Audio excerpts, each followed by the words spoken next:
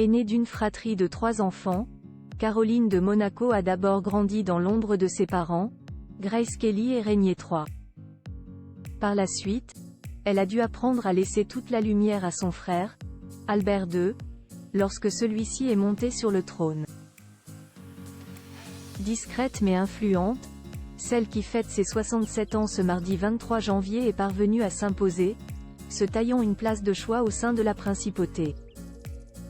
Caroline de Monaco est une énigme à elle toute seule. Plus discrète que son frère Albert, moins cash que sa sœur Caroline, l'aînée des Grimaldi s'est construite dans l'ombre. De ses parents d'abord, Grace Kelly et le prince Rainier III. Accaparés par leurs devoirs, ces derniers n'étaient pas très présents à la maison.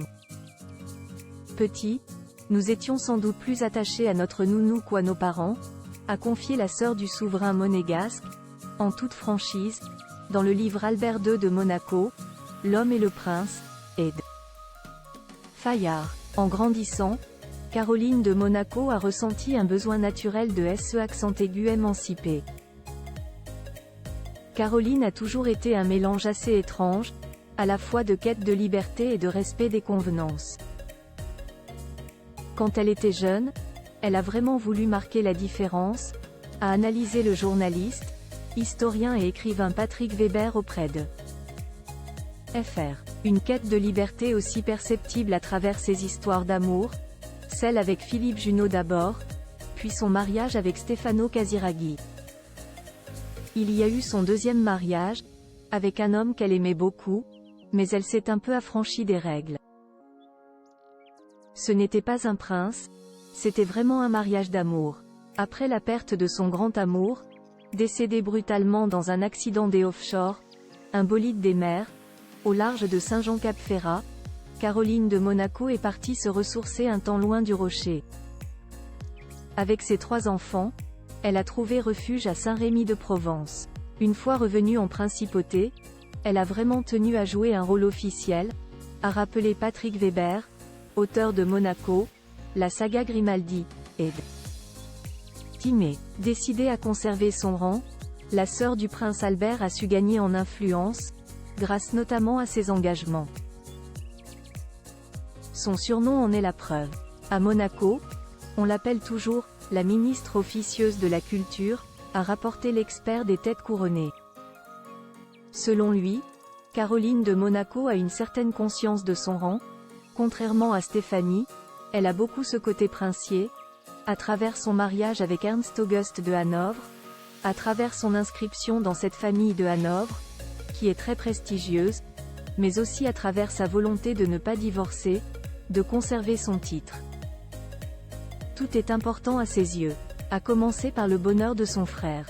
Un soutien indéfectible pour Albert II de Monaco, longtemps chef de clan, Caroline de Monaco n'a eu d'autre choix que de laisser la lumière à une autre figure féminine en 2011. Les projecteurs se sont soudain orientés vers Charlène Wittstock, l'ancienne nageuse professionnelle, qui a épousé le prince Albert. Si le schéma familial n'était plus le même, l'aîné des Grimaldi a accepté son sort. Quand Albert n'avait pas encore d'enfant, il a clairement été évoqué qu'Andrea succède à Albert. Caroline aurait alors eu un autre rôle, c'est-à-dire qu'elle aurait été la mère du futur souverain. Elle aurait ainsi occupé une autre place dans l'ordre protocolaire et même dans l'histoire. Quand Charlène est arrivée, les choses ont changé, a détaillé Patrick Weber auprès de Fr. Souvent décrite comme distante, Caroline de Monaco est en réalité une femme qui se protège. Caroline est une femme d'une élégance assez parfaite mais qui, en même temps, peut marquer une distance aristocratique et princière. Elle le fait à travers le choix de ses causes, sa passion pour l'art, sa passion pour la mode. Elle a vraiment toujours été une espèce d'icône. Durant la convalescence de Charlène, Caroline de Monaco n'a pas hésité une seconde à épauler son frère.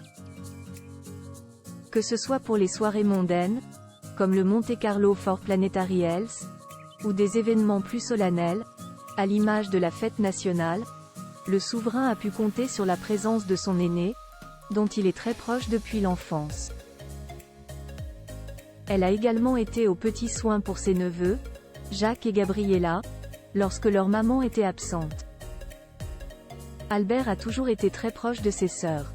Quand ils étaient plus jeunes, les deux sœurs servaient un peu de paratonnerre. Tous les journaux ne parlaient que de ce qui se passait pour Stéphanie ou Caroline, chacun y allait de sa petite analyse selon les époques, je dirais même selon les épisodes, parce que tout ça ressemblait presque à une série télé. Albert a été protégé d'une certaine manière. À partir du moment où il est apparu au premier plan, Caroline et Stéphanie ont continué à le soutenir mais de façon très différente. Caroline plutôt dans l'aspect princier et Stéphanie plus dans l'aspect intime, familial. À deux, elles se partageaient vraiment bien les choses, a résumé l'historien. Respectueuse des traditions si son rôle a semble-t-il quelque peu changé depuis l'arrivée de sa belle-sœur sur le rocher, Caroline de Monaco est restée loyale au souverain monégasque. Et pour cause, la princesse de Hanovre a toujours été attachée aux traditions. Elle suit les règles, peut-être que ça la rassure de les suivre, elle marque une distance, mais pour autant, c'est elle la princesse.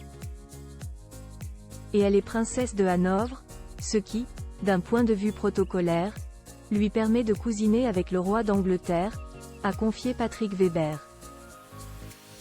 C'est peut-être aussi pour cette raison qu'elle n'a jamais divorcé de son ex Ernst Auguste de Hanovre, épousé en 1999 et dont elle s'est séparée 10 ans plus tard. Caroline est très pieuse. Il ne faut quand même pas oublier que son premier mariage avait été annulé par le Vatican. Là on est face à une femme qui ne veut pas entendre parler de divorce. Une fois de plus, c'est assez conforme aux règles qu'on pourrait trouver dans les familles princières, mais surtout les anciennes. Elle est à la fois dans son époque et hors de son époque. Une princesse discrète, intrigante, pour ne pas dire énigmatique.